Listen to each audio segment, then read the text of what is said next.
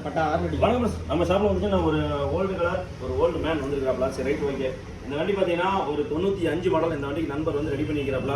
இந்த வண்டி பார்த்தீங்கன்னா டைப் 2 மாதிரி ரெடி பண்ணிக்கிறாப்ல. சரி இந்த வண்டிக்கு நாம பண்ண ஒர்க் என்னன்னு கேட்டிங்கன்னா இந்த இயான் எல்இடி லைட்டு ஃபிட்டிங் பண்ணிக்கிறேன். அதே மாதிரி பார்த்தீங்கன்னா இந்த கிரில்ல பார்த்தீங்கன்னா ப்ளூ கலர் போட்டுருக்குது.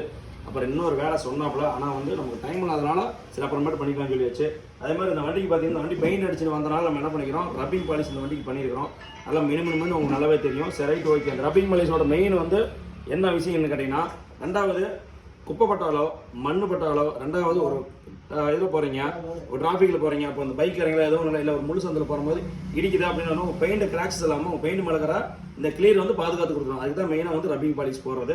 சரி ரைட் ஓகே. இந்த வண்டி ரப்பிங் பாலிஷ் போடுறது இன்னொன்று மெயினாக என்ன சொல்லிடுறேன், மெயினாக வந்து இந்த வண்டி எனக்குன்னா இது ஓல்டு மாடல் வண்டி அப்படிங்கிறனால என்ன பண்ணிக்கிறோம், சரியாக வந்து ஒரு 25% வந்து சன்ஃபில்ம் இந்த வண்டிக்கு கிரீன் சேரில் போடுறது. இருட்டாக்கணும்னு தெரியல, ஆனால் வந்து நல்லா இருக்கும். நிழலாக இருக்கும்போது பார்த்தீங்கன்னா வண்டிக்குள்ளே பார்த்தீங்கன்னா எதுவும் தெரியாது. ஆனால் வெயிலில் போகும்போது பார்த்தீங்கன்னா லைட்டாக உள்ளுக்குள்ள தெரியும். கொஞ்சம் கவர்மெண்ட் ரூல்ஸ் பிரகாரம் தான் போட்டுருக்குது, அது ஒன்று. அதே மாதிரி பேக்லேயும்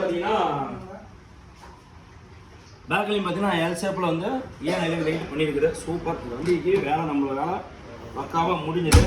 அதே மாதிரி அடியிலையும் சரி நண்பர்கள் இந்த மாதிரி எதுவும் சொல்லுங்கள், பக்காவாக சூப்பராக பண்ணிக்கலாம். நம்ம யூடியூப் சேனல், ஃபேஸ்புக்கு, இன்ஸ்டாகிராம் எல்லாத்தையும் ஃபாலோ பண்ணிக்காங்க. அப்பப்போ அடுத்த அப்டேட் வந்துட்டு இருக்கும்.